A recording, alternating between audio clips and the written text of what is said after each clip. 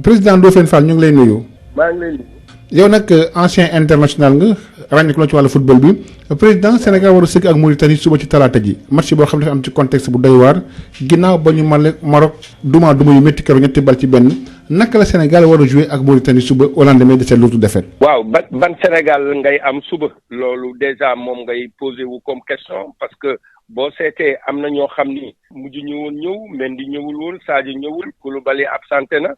léegi ñi ngi ma naan Gana wóoratul Sidi Sarr wóoratul docteur Padior de mi ngi naan xëy na am na ñoo xam ni mën nañoo am yaakaar ñoom ñi ñëw mooy Gana ak Crépin li mu war a takk li ma war a jàpp fii mu nekk mooy xam nga football moom sport collectif la sport collectif mooy day am déggoo moom mënu ko am fi mu ne ngir boo jàppee ñi nga xam ni mooy arrêt central axe central bi ñi ko tàmm football yëpp nekkatuñ fa léegi nii li ma yaakaar moom bu fekkee dafa bëgg jaar ci njàll mi mooy fexe ba nga xam ni day am ay raccourci mooy day jël axe bu mel ni Ba ak Cissé nga xam ni ñoom ñaar ñoo bokk équipe ñi ngi joué Olympiakos ñoom ñaar mooy axe central Olympiakos loolu mën na koo xëy na may mu am ñaar ñoo xam ni déggoo nañ ci axe bi Kouyaté moo def milieu de terrain waaye xam naa ni dana am ay jafe-jafe ci taxawaayam ngir équipe am ba saison bu ubbee ba léegi arrêt central la fay football loolu dana tax ba xëy na mu jotaat la nga xam ni noonu la daan footballé dana yéex boo seetee ci match bi passé am na ci ay jafe-jafe yi nag li ko indi mooy xam nga li nga tàmm di def suba gu jot ci sa équipe loola ngay gën a mëne yaakaar naa ni nag Aliou amul beneen possibilité pour jouer loo ko feneen ngir ak gaañoog ñi nga xam ni ñëw ñi ñëpp yaakaar naa ni Gana lay indiwaat moom lay boolewaat ak Kouyaté mën nañoo takk ni Crépin it bi position bii ñu ko jox ci match bii passé defetul noonu parce que Crépin mi ngi jouer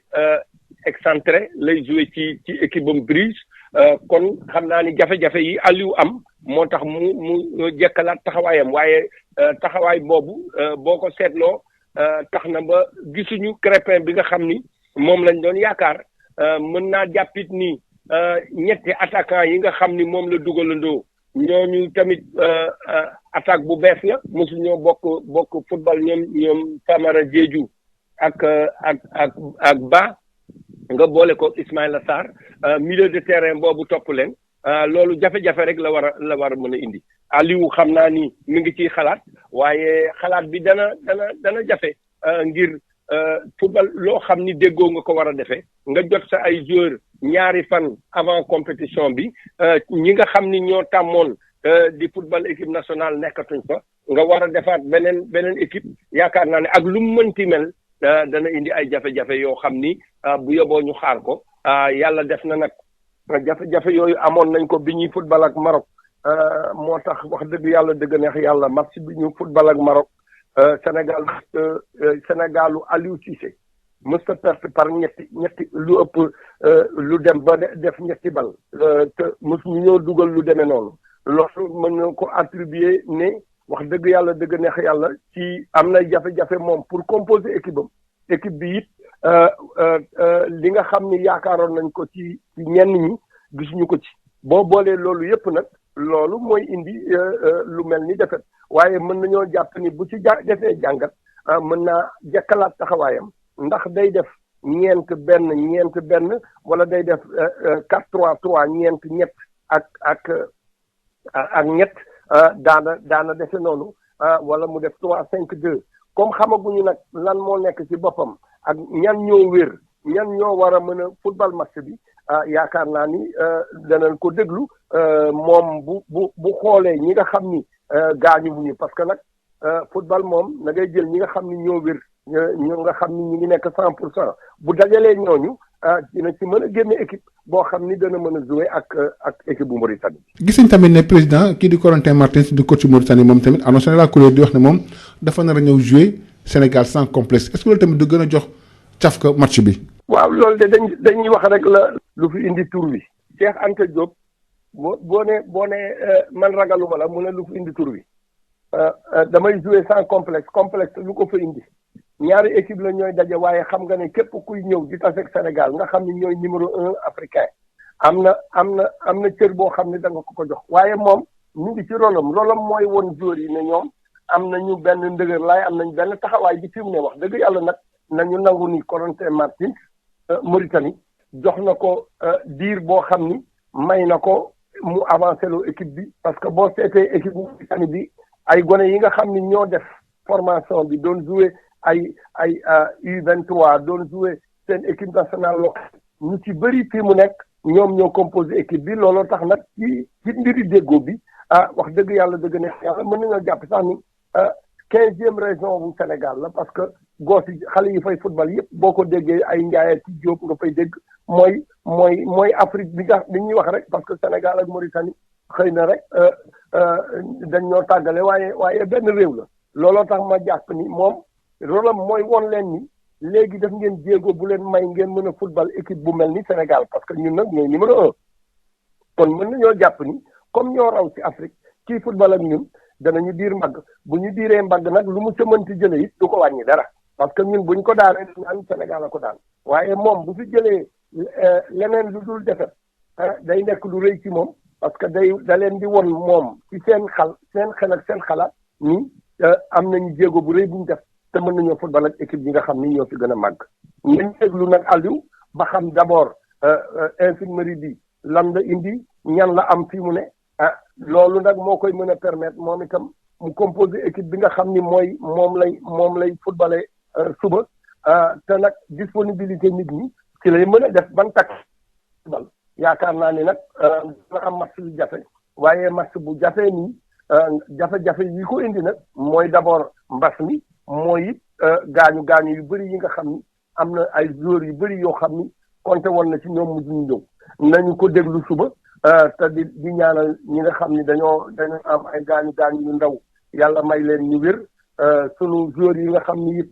dañoo amoon Covid bi maa ngi ciy dégg Balde di ci dégg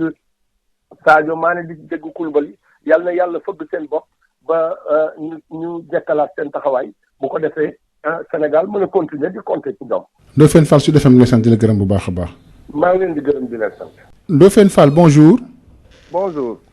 Vous êtes ancien international. Alors, le Sénégal va jouer demain contre la Mauritanie. Un match qui se joue dans un contexte un peu particulier, au lendemain d'une lourde défaite contre le Maroc. Ndofène, dites-nous comment le Sénégal doit jouer contre la Mauritanie demain. D'abord, quels sont les éléments qui seront à la disposition de Aliou?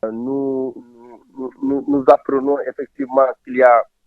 de petits bobos après le match contre le Maroc. Nous apprenons que Sidi Sarr est forfait, qu'il y a un gros point d'interrogation sur Ghana et sur Salif. Le docteur Fadior est en train un peu de nous rassurer. C'est donc en fonction de la disponibilité des hommes qu'il va envisager de mettre en place une équipe. Je crois que il doit jouer sur la complémentarité, d'autant plus que c'est une équipe pratiquement new look, des éléments qui n'ont jamais joué ensemble. Nous aurons donc la priorité serait peut-être de mettre l'axe central composé de Ba et de Cissé,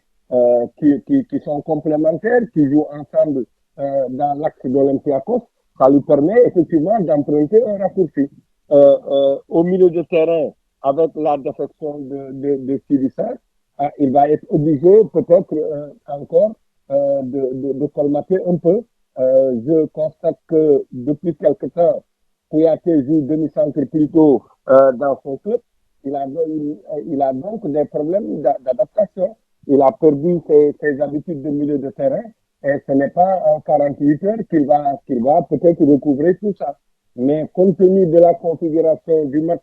de l'indisponibilité de certains, je crois qu'il va être obligé de reconduire et Ghana et Kouyaté. Devant aussi, nous avions une attaque inédite qui n'a jamais joué ensemble avec Ismaïla Sarr, Ba et Famara Diédhiou. Cela présageait effectivement de difficultés. Nous sommes un sport collectif et qui parle du sport collectif parle de complémentarité. parle d'automatisme, ce que nous ne pouvons pas avoir actuellement, d'autant plus que certains éléments qui composaient euh, euh, euh, l'essentiel de l'équipe nationale sont actuellement absents. Et ça va être, à mon avis,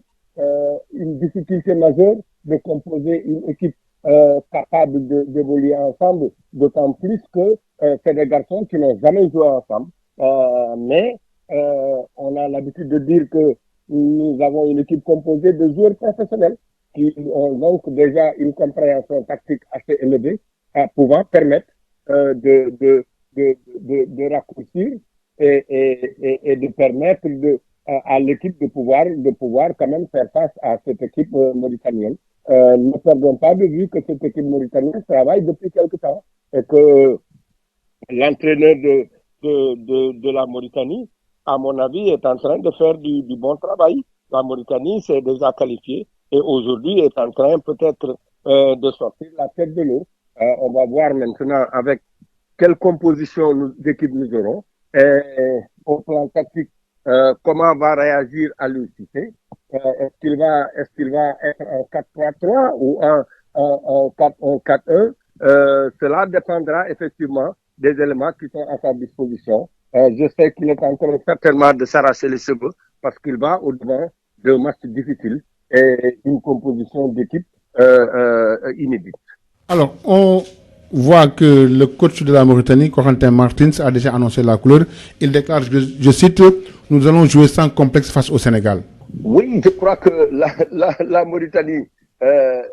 actuellement n'a rien à perdre dans ce match. Cette équipe mauritanienne cherche plutôt à se jauger, compte tenu du fait que depuis quelque temps, Corentin Martins est sur place. Corentin Martins a fait avancer cette équipe nationale. Je crois que la fédération mauritanienne a misé sur la durée et a continué et aujourd'hui en train de récolter les fruits. Ils viennent actuellement de sortir d'une victoire. C'est donc dire que quand une nation est arrivée à ce niveau, c'est qu'il faut faire attention à cette équipe-là. Je crois que Corentin Martins est dans son rôle. Son rôle, c'est un peu de décomplexer son équipe et de dire à l'équipe de la Mauritanie, bien que le Sénégal est numéro 1 africain, nous allons jouer crânement notre chance. Il a une chance inouïe de se positionner et au moins dans l'état d'esprit de ces footballeurs de pouvoir dire, écoutez, nous en sommes à tel niveau. Parce que si nous jouons un grand comme le Sénégal et que nous parvenons effectivement à faire un match honorable ou un match correct, cela veut dire que nous faisons partie des grands et que nous pouvons continuer à grandir. Je crois qu'il est dans son rôle. Ndofène Fall, je vous remercie. Merci beaucoup.